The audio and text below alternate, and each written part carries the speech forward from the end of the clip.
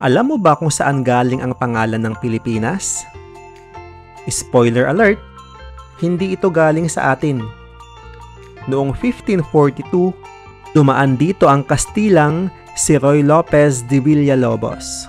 Tinawag niya ang Samar at Leyte na Las Islas Filipinas para kay Prinsipe Philip ng Espanya. Si Philip, anak ng hari, future king, at dahil sa kanya, naging Pilipinas ang pangalan ng arkipelago.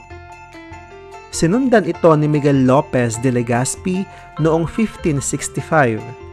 Siya ang nagtayo ng unang tunay na kolonya at ginawa ng opisyal ang pangalang Filipinas.